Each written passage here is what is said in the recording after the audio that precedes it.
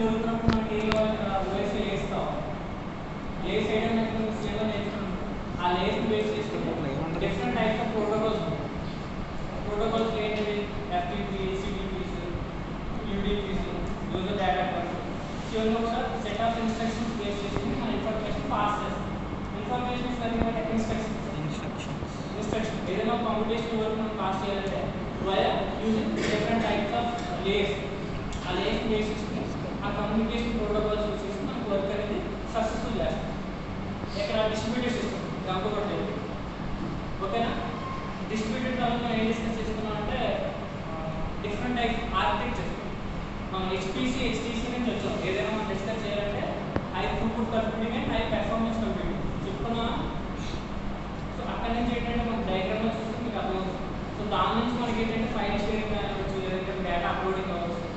so అక్కడ ఏమొస్తుంది మనకి P2P కనెక్షన్స్ ఇక్కడ మ్యాచింగ్ ప్యానల్ ప్రాసెస్ సో ప్రాసెస్ని ఇంప్లిమెంట్ చేస్తే ఒక octa core dual core hexa core I2 I3 I4 I5 అని చెప్పుకున్నాం కదా సో నెంబర్ ఆఫ్ ప్రాసెసెస్ అనేది పెరిగిపోతే మనకి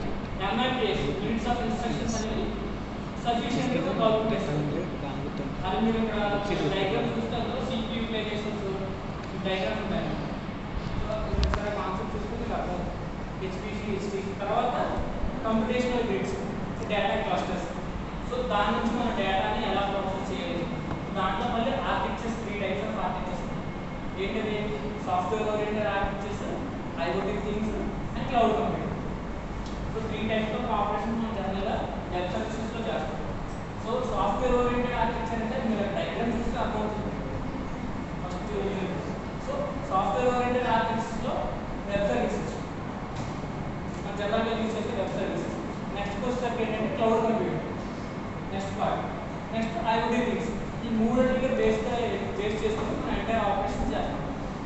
సో మనం డిస్కస్ చేసుకోవాల్సింది ఏంటి ఇక్కడ క్లౌడ్ కంప్యూటింగ్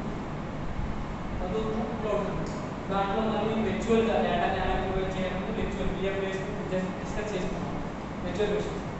డిస్ట్రిబ్యూటెడ్ సిస్టమ్ తర్వాత network based system network based system అంటే ఇవి వస్తాయి మళ్ళీ ప్రోటోకాల్స్లో మళ్ళీ ఏమన్నా నెట్వర్క్ LAN SAN ఉన్నాయి కదా metropolitan area network network base చేసుకుని తర్వాత జిగ్బీ టెక్నాలజీ డిస్కస్ చేసుకుంటాం ఒకే ఇంటర్నల్ సర్వర్లో నెంబర్ ఆఫ్ థింగ్స్ అనేవి కనెక్టెడ్ ప్యానల్లో జరగడానికి మనం జిగ్బీ టెక్నాలజీ అంటాం చూసారు జిగ్బీ టెక్నాలజీ అది కూడా డిస్కస్ చేసుకుంటాం తర్వాత ఇంకేదేమో మరో టాపిక్ అంటే సైబర్